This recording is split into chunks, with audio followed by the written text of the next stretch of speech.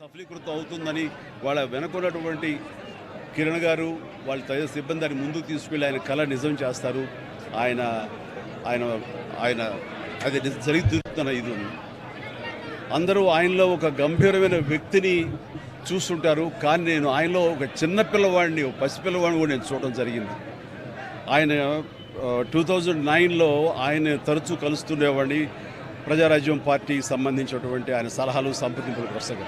ఆ సమయంలో భోజనం అయిన తర్వాత నేను ఆయనకు ఒక పెన్ను, ఒక కార్టియర్ పెన్ను నేను ఆయనకి గిఫ్ట్గా ఇవ్వడం జరిగింది. ఎందుకంటే ఆయన పెన్నులు కలెక్ట్ చేస్తారు, ఆయనకు హాబీగా ఉంది అని తెలిసినప్పుడు ఆయనకు ఆ పెన్ను ఇచ్చినప్పుడు సుతారంగా వద్దు అంటారేమో అనుకున్నాను. కానీ చాలా ఆప్యాయంగా తీసుకుంటూ చిన్నపిల్లవాళ్ళగా ఆ పెన్ను చూసుకుంటూ ఒక చిన్నపిల్లవాడికి టాయ్ ఇస్తే ఎంత ఎగ్జైట్ అవుతారు, అంత ఎగ్జైట్ అవుతావు. వండర్ఫుల్ పెన్, చాలా బాగుంది చిరంజీవి గారు అని. మీకు అంత ఇష్టం అంటే, అయ్యో నాకు పెన్నులు కలెక్ట్ చేయడం చాలా ఇష్టం, రండి చూపిస్తానంటూ లోపలికి తీసుకువెళ్ళి ఇదే హౌస్లో ఆయన బీరువా తెరిచి ఆయన కలెక్ట్ చేసినటువంటి మంచి మంచి గొప్ప పెన్స్ అని చూపించి, ఇన్ని పెన్స్ ఏం చేసుకుంటారండి అంటే, అయ్యో ఇవి చాలా ఇష్టం అండి, నా మనసుకు ఏదైనా ఆలోచన తోచినప్పుడు ఒక్కొక్కసారి ఒక్కొక్క పెన్తో డైరీలో రాసుకుంటానన్నట్టు ఆయన రకరకాల ఇంకులతోటి, ఎరుపు, నలుపు, ఆకుపచ్చ, బ్లూ, ఎరుపు ఇలాంటి రంగులతోటి ఆయన కప్లెట్స్ లాగా ఆయన ఆలోచనల్ని అక్షర రూపంలో ఆ డైరీలో రాసుకోవడం చూసిన తర్వాత ఆయన నిరంతరం ఈ సొసైటీకి ఏం చేయాలి, నెక్స్ట్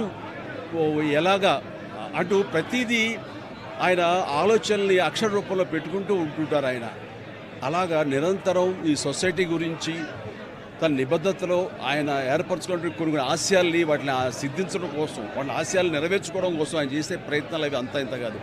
ఆ రకంగా ఆయనలో ఆ రోజున అంత అబ్బురపడిపోయినటువంటి ఆ చిన్న పసి బాలును కూడా నేను చూడగలిగాను. ఇట్లా ఈ రోజున ఆయన లేరు మనకు అన్నది ఒక తీరని లోటు. ఇది ఆయనకి, ఆయన కుటుంబానికే కాదు, యావత్ తెలుగు జాతికే ఒక పెద్దని కోల్పోయారు, ఒక గొప్ప వ్యక్తిని కోల్పోయారు, ఒక మహాశక్తిని కోల్పోయాం మనందరం.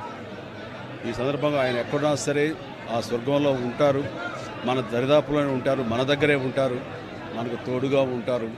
ఆయన ఆత్మకు శాంతి చేకూరాలని వాళ్ళ కుటుంబ సభ్యులకి, వారి సిబ్బందికి, వాళ్ళ అనుయాయులకి, ప్రతి ఒక్కరికి నా యొక్క ప్రగాఢ సానుభూతిని తెలియజేస్తున్నాను.